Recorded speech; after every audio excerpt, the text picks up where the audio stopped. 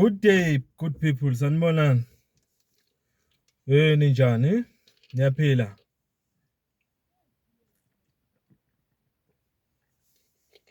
Asithembe niyaphila bafowethu. Nodadewethu mfaka emkhonzweni bingelelayo.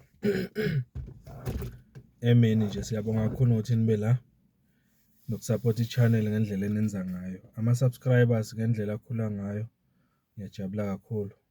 Ngiyanamukela nonke ninabasha. All the new subscribers to this channel on YouTube. Nalaba abalandela i-channel ku TikTok. Ngiyanibonga kakhulu guys. Ngiyanibonga. Thank you so much. Nawe ongaka subscribe ngicela wenze kanjalo sikhulise lama channel ethu amabili ku YouTube na ku TikTok. Siyabonga kakhulu. Ngifuna nje ukwenza le video emfishane.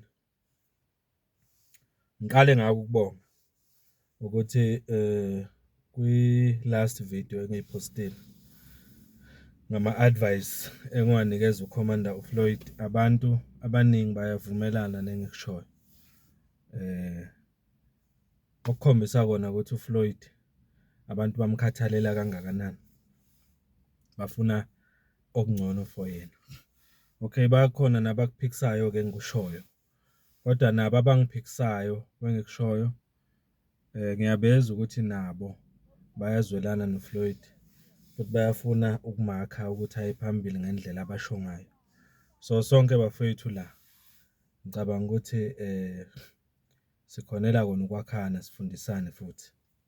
Nami I'm learning a lot from you mangibheka kuma comments, ingakho ngibonga kakhulu. Angingena udabeni ngoba kuthiwa ngisheshe ngingena udabeni la.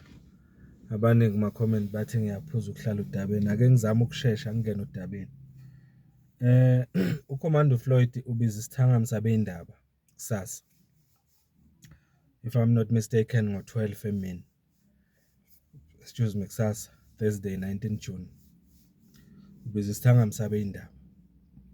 Namhla kokho engizokusho la. Ngizobuza nje ukuthi njengoba usozwile wena ukuthi kuza lesithangami sika Floyd Shivambu kusasa. Mawucabanga uzothini? And where do you base your prediction? Predictor uthi kusasa uzothini? Already bakhona abathi uzochazela isizwe ukuthi useya resign ku MK Party. Bakhona abacabanga ukuthi uzomemezela ukuthi usejoyina ngokugcwele iMausa leya union abekhuluma kuyo nge16. Was it 16 or before? Kukhona abanye abathi uzomemezela ukuthi uzoqala ipolitical party entsha. Kukhona abathi futhi uzomemezela ukuthi njengoNdlozi usazoke eme kupolitiki.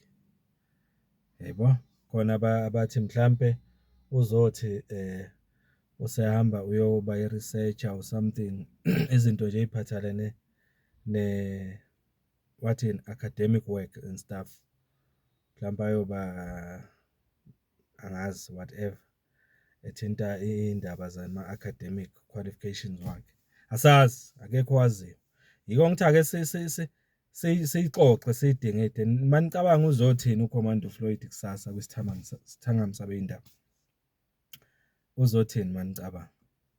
Enele sithangami sifika after inkulumo eshisayo kaPresident Zuma ayenze lapha ku youth event MK Party nge16. Bediniwe umsholozi lapha. Mangabe umbone kahle ngeke ngayiphinda ivideo le akhuluma kuyo. Hayi, umsholozi udiniwe kakhulu. But namanje I'm not clear even nami ngokwami ukuthi yini lengaka ebeyimenza umuntu omdala athi ukuthele kangaka. But we'll find out. Asazi, we'll find out soon because ukhulumile yena indlela akhulume ngayo ubonisile ukuthi kunezinto eziningi ayidiscoverile ezithinta yena futhi uFloyd. But I don't know ukuthi ngingathini ngalezo zinto ngoba angizazi. Kodwa yena umsholozayi bethu ukuthele lapha. But okuningi mhlawumbe uzosivezela uFloyd ukuze sibe nepicture eqondile ukuthi what's really going on kwi-MK Party, because the fact of the matter ukuthi us as voters sisemnyameni ngento eziningi ezenzakalayo. But ke mina njengomfowabo kaMkhonza ngiphinde ngithi kune reason futhi yalokho.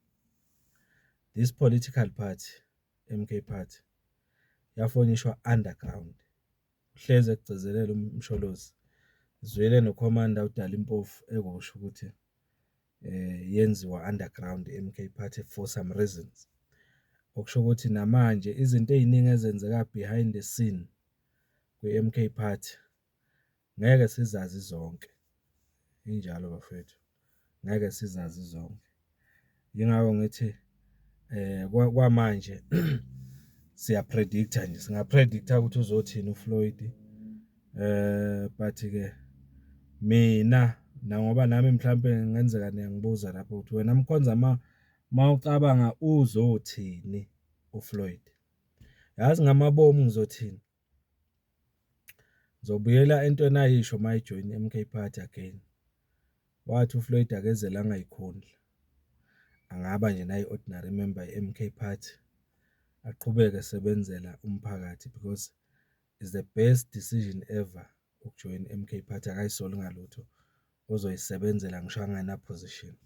So based on that statement from Floyd, ngizopredicta mina ukuthi uzoqhubeka.